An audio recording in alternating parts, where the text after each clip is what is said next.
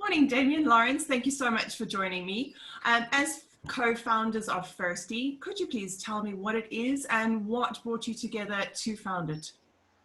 Yeah, that's fine.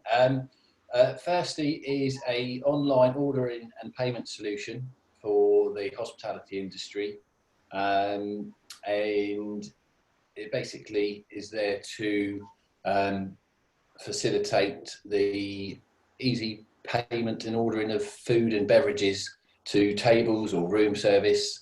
And as we've gone through this exploratory stage, we've been able to discover other areas we can benefit as well with regards to sort of events and things like that as well.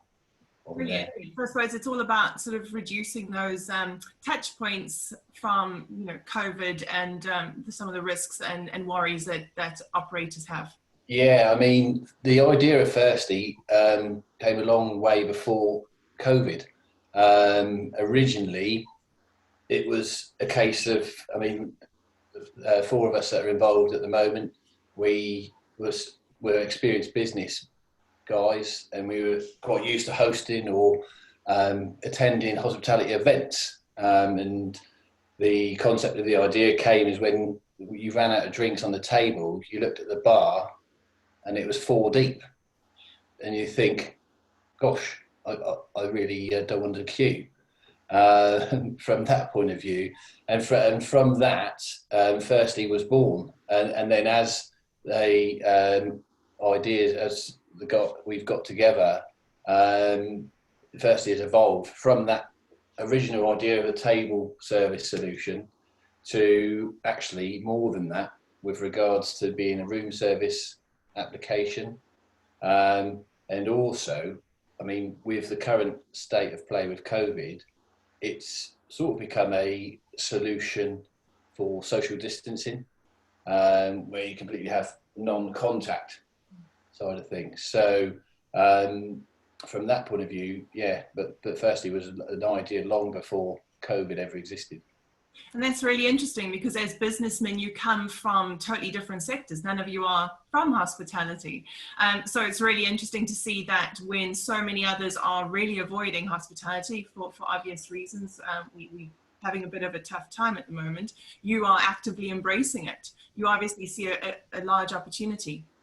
Lauren, I think from our side, coming in from the other side, having always been on the other side of the table, we bring a new insight into this sector.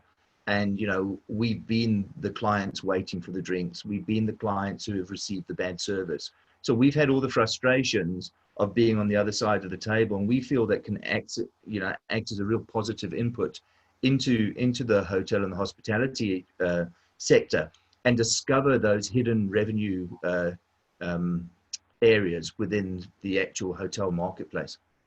Absolutely, and that's really valuable. I think a lot of operators are trying to look for partners. They're trying to look for solutions. There's a lot of noise out there and a lot of insecurity. So having that perspective is really valuable. Now, you guys are a young business. How do you see the market, and what are your challenges that you're experiencing? I think from my point of view, the market itself at the moment is obviously it's a tough time for the hospitality industry.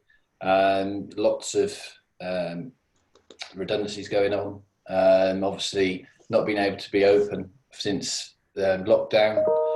So the market at the moment, for my vision, is very tough for hospitality owners and businesses in general.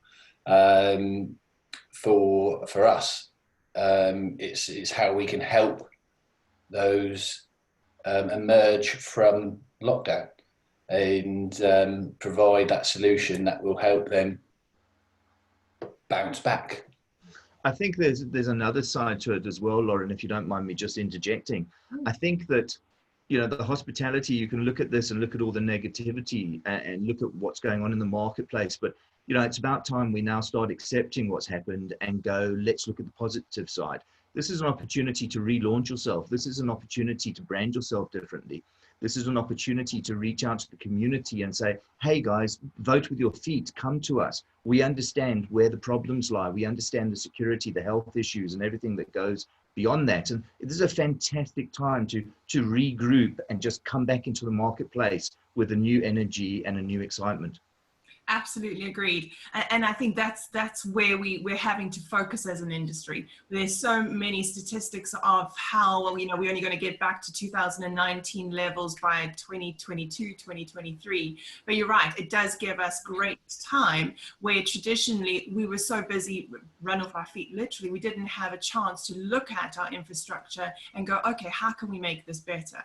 So I appreciate it. It is a fabulous opportunity. And your solution, which is great, is a solution that can already play into whatever is there. And that's often what a lot of our industry is worried about, because we're not very, well, at the best of times, tech savvy. So it's quite an intimidating space for us. Now, saying that, like I say, we're late adapters, or adopters and adapters when it comes to technology. Everything for us is really personal, and it's scary. So you think now is the right time for us? Do you think now is hospitality's opportunity to really create some positive change? Absolutely, yeah. I think if you what Lawrence has just said, it's a time to relaunch. It's a time to embrace change, and to embrace I hate to say it, but the new normal. You did.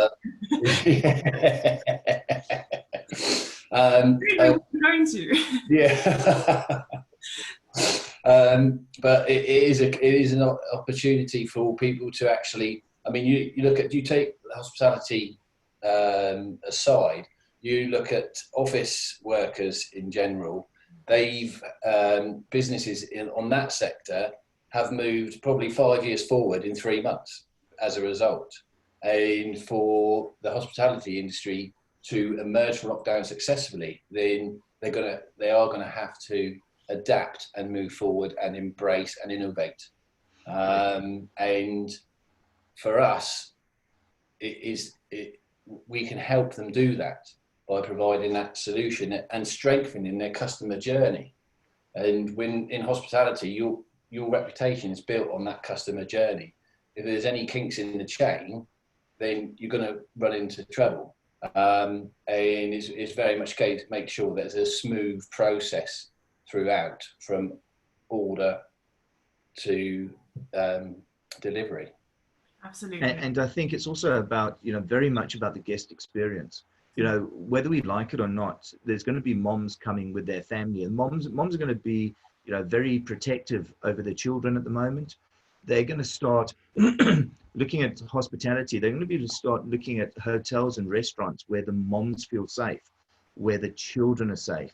The dads are all, the big tough type guy, and we'll get on with life. But mom's going to be that protector now. She's going to throw a cloud over the kids, and if she comes to your hotel and she sees your restaurant's not clean, she's going to vote with her feet.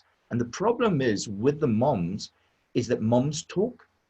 So if you get it right, mom is going to go and tell her other female friends. Yeah.